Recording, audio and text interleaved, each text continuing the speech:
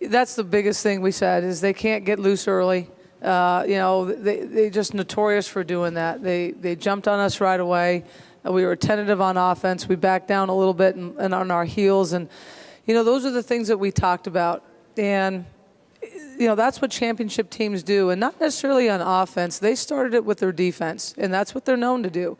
It's a very good and it's a very daunting defense that they have. And they just they guard you, they defend, they deny. And when we got on our heels a little bit, then they started their transition. So we know they were capable of it.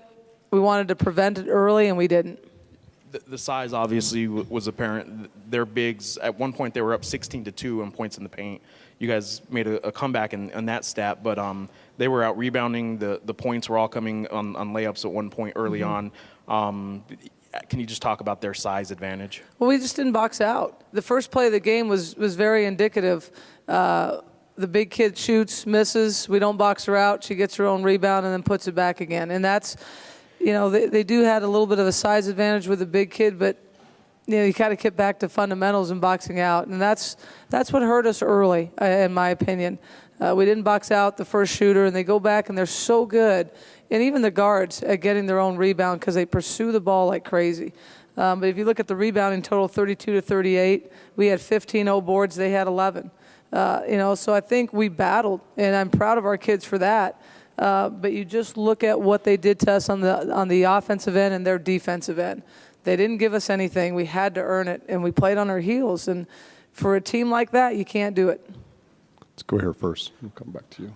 Coach, it seemed like you guys were able to slow them down when you were able to hold them into the half-court offense. Was that not something you guys had tried to do at the beginning, or is it just kind of the way the game worked out? Well, we did want to make it a half-court game. And what sparks transition is turnovers, which you can't give. And actually, we only had 13 turnovers. And that's not bad against a team like that. And shots that aren't really within the flow of your offense. So if you don't take good shots and you turn the ball over, that'll spark a transition. And that's what happened in that run. We didn't take good shots early, and it led to some of their transition baskets. When we got in a flow, when we got in our half-court sets and started running some things, we did well. We cut it to 12 at one point in the first half. Second half, we were cutting it down a little bit, but our runs were few and far between, and then they turned up their defense. And talking about the turnovers, I know that's one of the things that you talked about all season long and that contributed to a lot of the losses. Is it a positive sign that you guys were able to hold down the turnovers against a team like San Diego State today? Yeah, I think so. I really do. We've had 29 turnovers against them, so they're a very good defensive team. 13 turnovers. I mean, you look at our stat line, except for the field goal attempts in total, we're 11 for 54, and that should be not 54, but that 11 should be a halftime total, 11, and we were 11 for the game.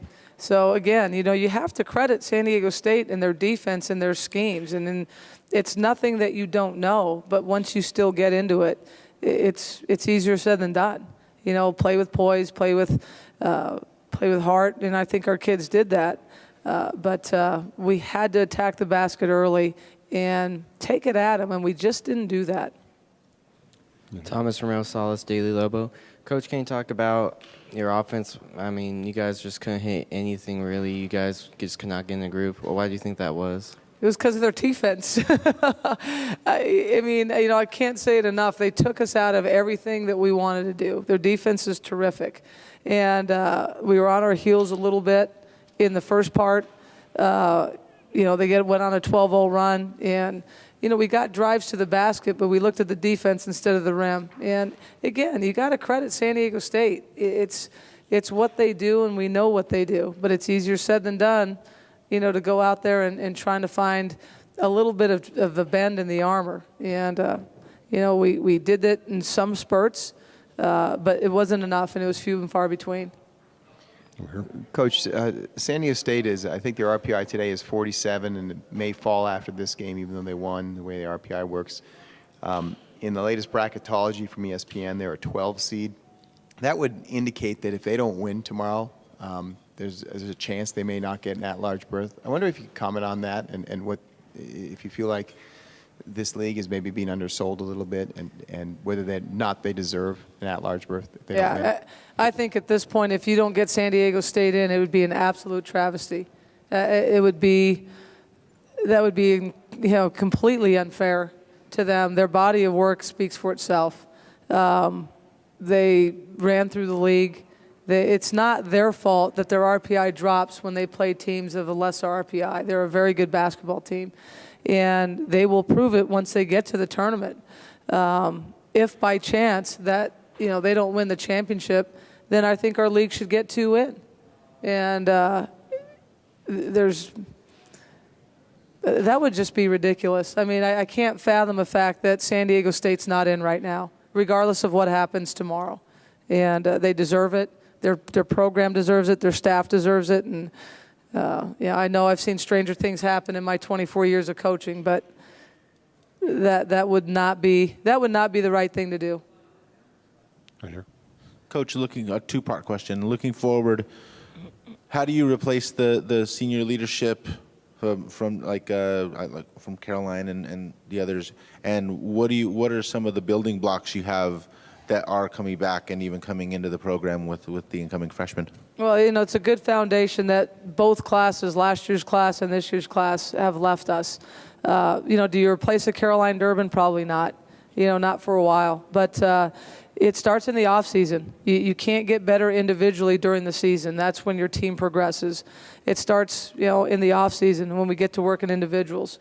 We're limited in time constraints with what we can do. They've got to come in and do the extra work, and this group will.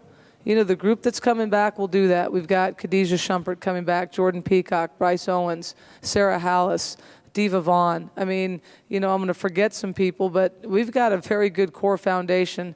Ebony Walker, who's a transfer from Texas Tech, will be eligible next year in the Post. Whitney Johnson is a freshman, really, that'll be back. With the incoming players and our freshmen, we're pretty excited about what we're building. And, the standard, again, is set until somebody knocks San Diego State off. So that's the bar and that's the standard, and that's the level that we want to get to.